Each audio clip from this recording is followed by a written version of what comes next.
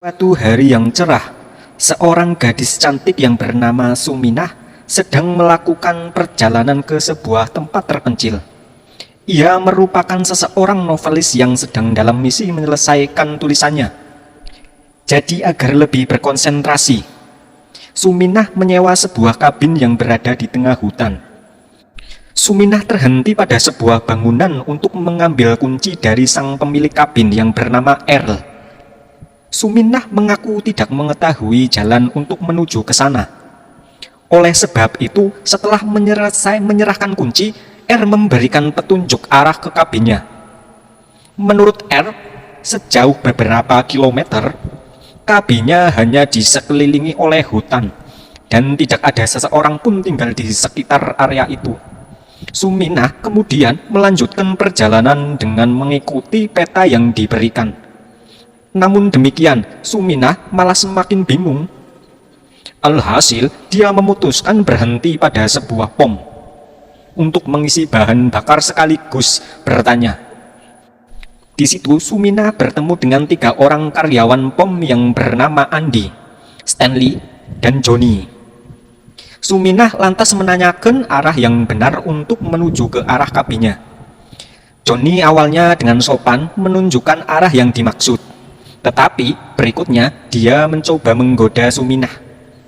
Untuk itu Suminah sengaja menekan alarm mobil, sehingga Johnny yang terkejut tersandung ember berisi air dan membuat niatnya menjadi hambar. Apalagi Andy dan Stanley pun mentertawakannya. Setelah insiden kecil tadi, Suminah kembali melanjutkan perjalanan hingga akhirnya sampai di kabin terpencil yang akan menjadi rumahnya selama beberapa bulan ke depan. Suminah lalu membongkar barang-barangnya dan segera mulai menulis. Sore harinya, saat bersantai di tepi danau, Suminah mendengar suara dari dalam hutan. Tapi dia mengabaikannya setelah mendengar suara burung gagak berterbangan. Hanya saja ketika melanjutkan tulisannya di beranda kabin, Suminah kembali mendengar suara. Merasa penasaran, Suminah memutuskan untuk memeriksa suara yang berasal dari dalam gudang.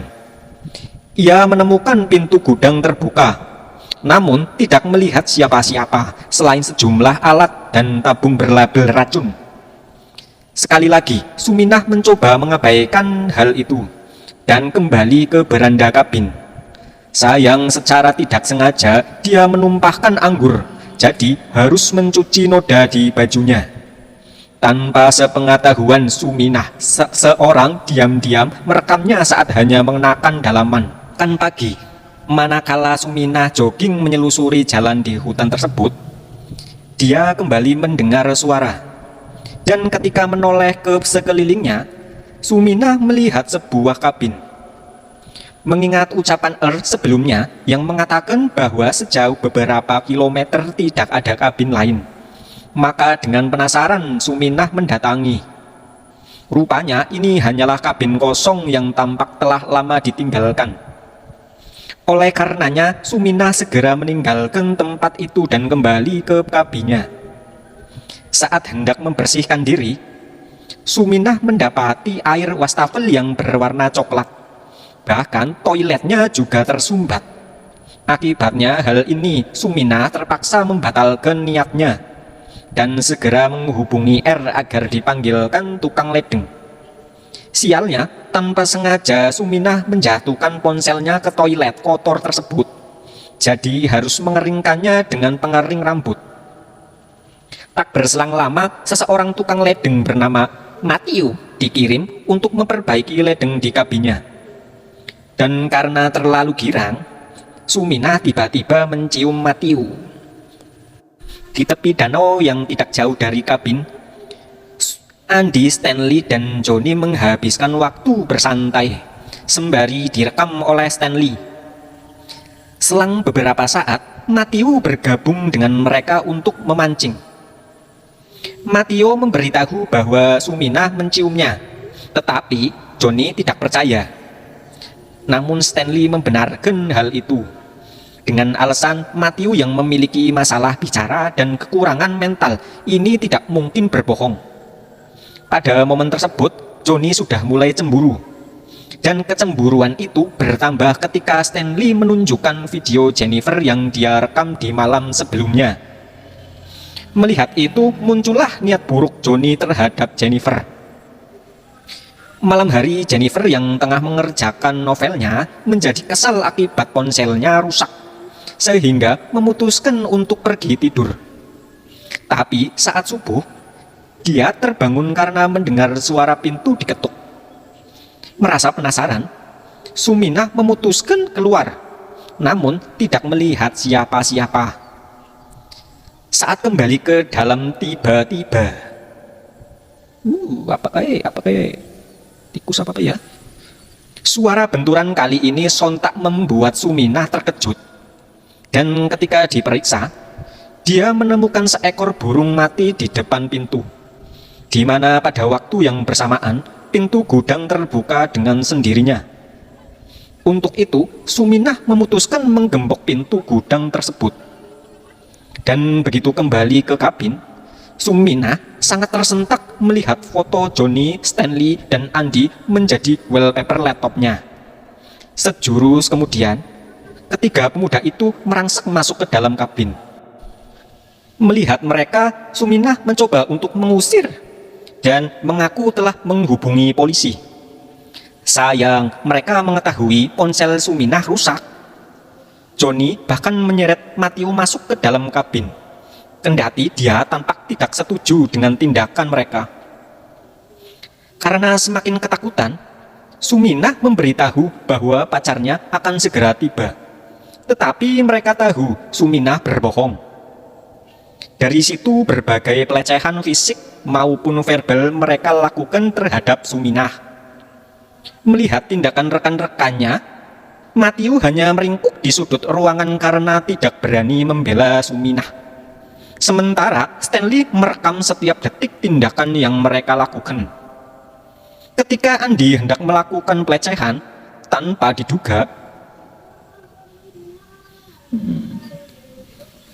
setelah memukul lutut Andy dengan botol minuman, Suminah segera mengambil semprotan merica dan menggunakannya ke mata Stanley, lalu dengan cepat melarikan diri ke hutan. Dalam pelarian tidak sengaja, Suminah bertemu dengan Sharif dan Oil yang sedang berburu. Sambil terisak, Suminah menceritakan peristiwa yang dia alami dan memohon bantuan. Setelah Suminah mendeskripsikan orang-orang yang melecehkannya, Sharif meminta Oil pulang, sedangkan dia mengawal Suminah kembali ke kabin untuk menyelidiki. Setibanya di sana, Sharif langsung menggeledah kabin, tapi tidak menemukan apa-apa selain sejumlah minuman beralkohol, pakaian dalam yang berserakan, serta selinting ganja. Hal ini membuat Sharif menuduh Suminah berbohong tentang kejadian itu dan membela para pemuda yang dia kenal sejak kecil.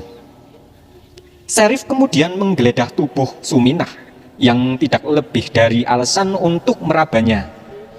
Tak berselang lama, Johnny dan teman-temannya pun muncul. Parahnya, Sharif juga bergabung dengan mereka, bahkan memimpin pelecehan.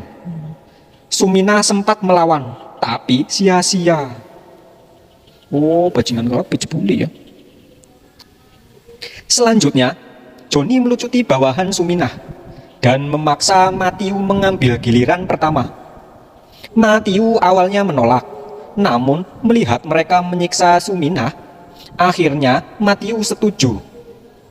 Dikala Matthew memaksakan diri, Sharif, Andy, dan Johnny memegangi Suminah, sedangkan Stanley terus merekam tindakan bejat mereka. Di tengah aktivitas ini, Sharif bahkan menerima panggilan telepon dari putrinya yang masih kecil. Wong-wong apa iblis ya?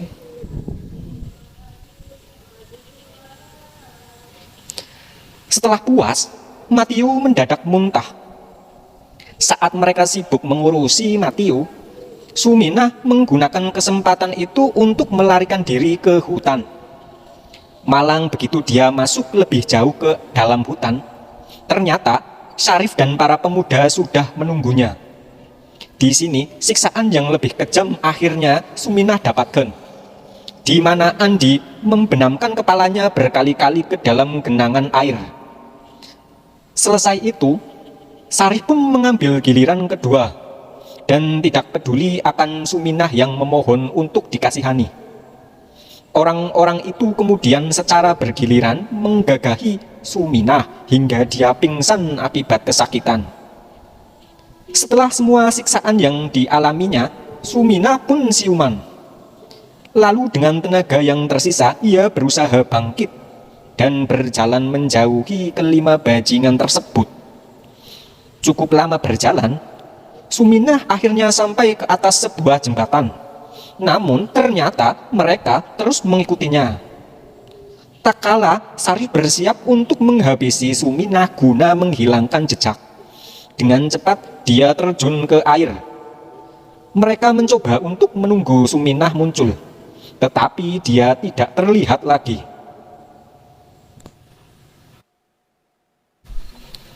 Oleh karena mereka menyelusuri tepi sungai, namun tetap tidak menemukan tanda-tanda keberadaan Suminah. Akibat hal ini, Syarif menginstruksikan mereka untuk mengeluarkan barang-barang Suminah dari kabin, membongkar mobilnya, dan memusnahkan rekaman Stanley. Setelah hari yang mengerikan tersebut, Syarif pulang ke rumahnya dan bertindak seolah-olah tidak terjadi apa-apa. Selain seorang putri, Syarif ternyata memiliki istri yang sedang hamil. Keesokan hari, Syarif mengembalikan kunci kabin kepada R dan memberitahu bahwa Suminah telah pergi. Ia juga menyebutkan semua yang ditemukannya di kabin. Jadi menyimpulkan kalau Suminah adalah gadis liar, pecandu alkohol. Hari-hari berlalu. Johnny, Andi, dan Stanley melanjutkan hidup mereka seakan tidak pernah terjadi apa-apa. Sedangkan Matthew tenggelam dalam rasa bersalah atas tindakannya kepada Suminah. Suatu ketika saat Matthew duduk di hutan, tiba-tiba jadi setan apa ya? Penampakan sosok Suminah sontak membuatnya sangat ketakutan. Beruntung hal itu hanya halusinasi belaka. Orang mati jebule. Waktu berlalu dengan tenang. Hingga pada suatu malam Syarif menerima telepon dari yang memberitahu bahwa seorang wanita menanyakan keberadaannya Suminah karena sudah lebih dari 1 bulan dia tidak pulang. Yang mengetahui kalau Syarif adalah orang terakhir yang bersama Suminah memintanya untuk menghubungi wanita itu. Dan menurutnya 1 bulan adalah hari di mana Syarif mengembalikan kunci kabin kepadanya. Keesokan hari dengan panik, Stanley memberitahu teman-temannya bahwa seseorang telah mencuri kameranya. Parahnya lagi, kamera itu berisi rekaman penyerangan mereka terhadap Suminah yang sebenarnya tak pernah ia hancurkan. Mendengar kecerobohan itu, Johnny menjadi marah, kesal, dan mulai menyerang Stanley. Tetapi Andy segera menenangkannya.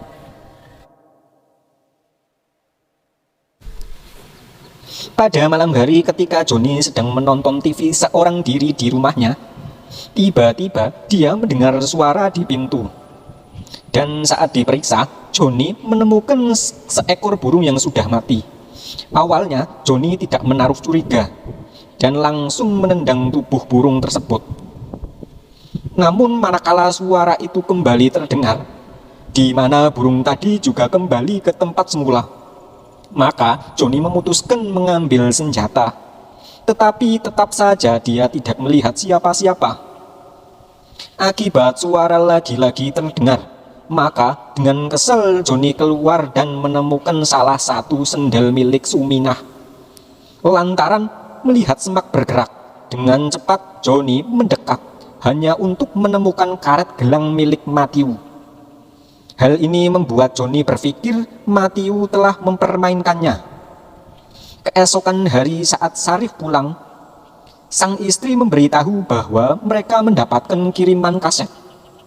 Melihat nama Stanley yang tertera di kaset tersebut, Sheriff menduga kalau isinya adalah rekaman penyerangan terhadap Suminah. Beruntung mereka tidak memiliki alat untuk memutar rekaman itu di rumah. Oleh karenanya, Sheriff bergegas pergi ke rumah Johnny dan dengan marah mengkonfrontasi Stanley yang dianggap membuat lelucon tidak lucu sama sekali. Johnny lantas memberitahu bahwa kaset itu memang berisi rekaman asli yang tidak Stanley musnahkan. Tapi Johnny menunjukkan sendal Suminah yang menurutnya dilemparkan oleh Matthew ke rumahnya. Jadi menyimpulkan Matthew adalah orang yang bertanggung jawab atas pencurian kaset rekaman tersebut. Dengan alasan rasa penyesalnya terhadap Suminah. Mendengar itu, Sheriff segera membakar kaset rekaman tadi dan memerintahkan mereka mencari Matthew. Pada sore hari, Sheriff berburu bersama Earl. Ketika Earl sedang beristirahat, tanpa diduga,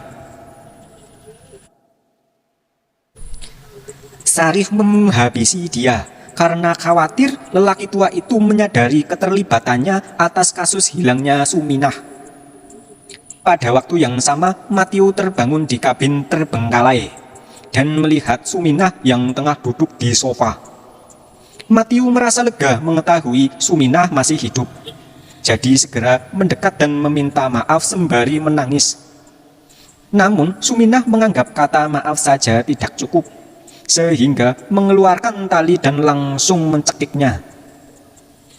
Keesokan hari, Stanley dan Andy yang mencari Matthew di hutan tiba-tiba mendengar suara harmonika di kejauhan. Saat diikuti, suara itu membawa mereka ke kabin terbengkalai yang di awal film ditemukan oleh Suminah. Ketika memeriksa ke dalam, Andy mendapati kondisi yang menunjukkan bahwa seseorang baru-baru ini tinggal di sana. Sementara di luar, Stanley melihat Suminah berdiri di hadapannya.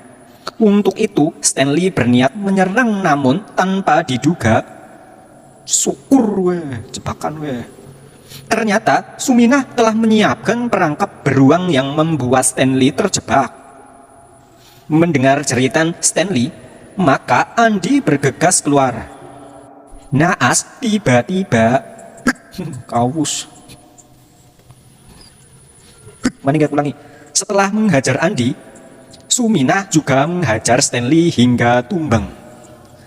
Saat siuman, Andy mendapati dirinya terikat pada papan di atas sebuah batut yang dialiri air. Selang beberapa saat, Suminah masuk ke kabin dan berulang kali menenggelamkan kepala Andy seperti yang Andy lakukan kepadanya. Tidak sampai di situ, Suminah juga menuangkan soda api ke dalam air, kemudian melepaskan papan yang memaksa Andy menopang berat badannya sendiri.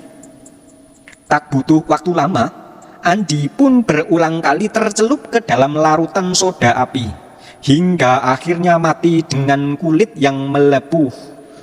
Selanjutnya, di luar, Suminah merekam Stanley yang telah dia ikat ke pohon, seperti yang juga dilakukan Stanley kepadanya. Suminah lalu mencekok paksa bangkai tikus ke mulut Stanley dan mengaitkan kail ke kelopak matanya, serta mengikat kail tersebut ke pohon, sehingga Stanley tidak dapat memejamkan matanya. Suminah lantas mengeluarkan jeroan ikan dan mengoleskannya ke wajah Stanley. Rupanya bau jeroan tersebut menarik sejumlah burung gagak datang dan mulai mematuki bola mata Stanley, sampai akhirnya dia mati kehabisan darah. Selang beberapa waktu di pom, Johnny melihat seseorang wanita yang tengah mengisi bahan bakar mobilnya. Sebagai pria hidung belang, Johnny tentu saja tidak dapat melewatkan kesempatan untuk mendekati wanita yang tampak sangat menarik itu. Namun secara mengejutkan,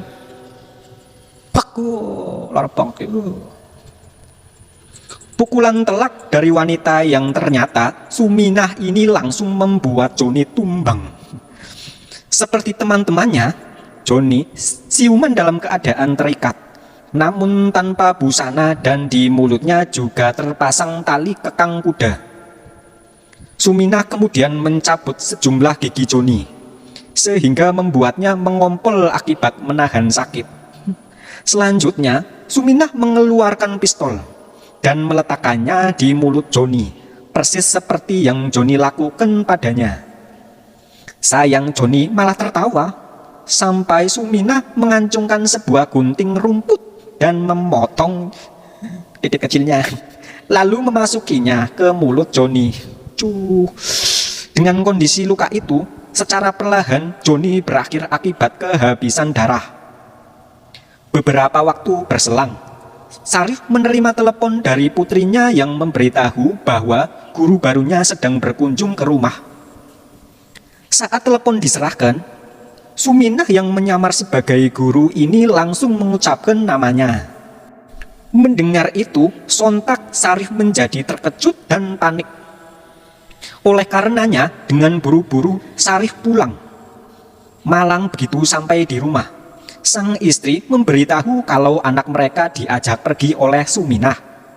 Alhasil dengan semakin panik, Syarif bergegas pergi ke tempat yang disebutkan oleh istrinya.